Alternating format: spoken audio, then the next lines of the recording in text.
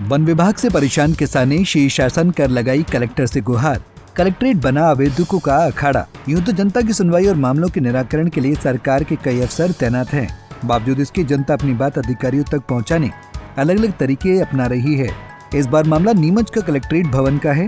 जन सुनवाई में ग्राम दड़ौली का रहने वाला किसान माणक लाल लोहार अपनी व्यथा बताने पहुंचा। अपनी तरफ ध्यान आकर्षित करने उसने कलेक्ट्रेट परिसर में शीर्षासन कर लिया। पैरों पर और सिर जमीन पर रखे अपनी फरियाद लेकर पहुंचे शख्स से जब बात की तो पता चला कि 1984 में सीलिंग में गई जमीन के बदले वन विभाग ने भूमि स्वामी का दूसरी जमीन का पट्टा दिया था, लेकिन यहाँ भी वन विभाग ने प्लांटेशन कर दिया।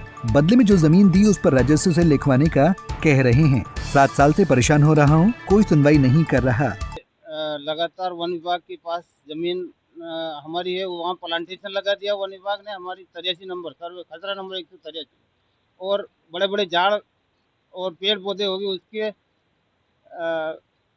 उन्होंने इस पर एजम नाले से आदेश कर दिया कि भाई अवैध कब्जा कर रखा वन विभाग ने। उसके बाद भी हमको अन्य जगह दी गई है, वहाँ भी हमको खेती करने से वन विभाग रोक रहा है बार बार। हम आपको यहाँ खेती नहीं करने देंगे और एजम से फॉलो कराओ, ये आदेश कराओ कि ये जमीन आपकी तो हमने रख ली और हमारी जमीन आपको दे दी, इसका एजम नाले से फॉलो कराओ, उसके बाद आप खेती करो। ये हमको बीट बरबारी बोल रहा है, रतनगढ़ का रेंजर बोल रहा है।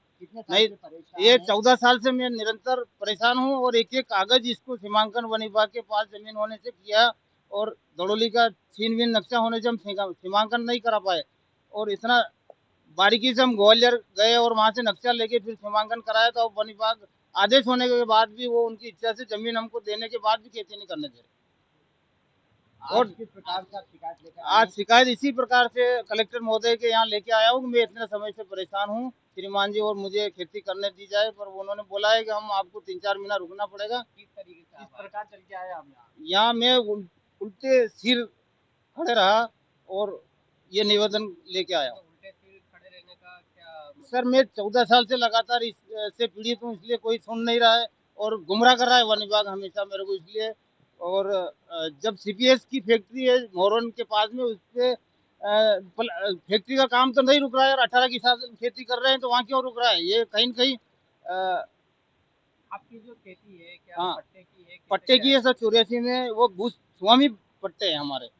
आदर्श समिति से सीलिंग में गई जमीन और सीलिंग के बाद हमको पट्टे मिले 84 में, वो जमीन है और हमारे पास पावती है उसका। हम केसीसी ले रहे हैं बैंक से, खाद बीज ले रहे हैं 1 हेक्टेयर जमीन। बहरहाल मामले में कलेक्टर को आवेदन दिया। कलेक्टर ने संबंधित अधिकारियों को मामले की जांच कर कार्रवाई के निर्देश दिए हैं। याद हो पिछले दिनों नीमच में एक आवेदक पंचायत के भ्रष्टाचार के खिलाफ शिकायतों के हजारों दस्तावेज की पूंछ बनाकर अजगर की तरह रेंगता हुआ जन सुनवाई में पहुंचा था। पंजाब केसरी के लिए सिराज खान की रिपोर्ट।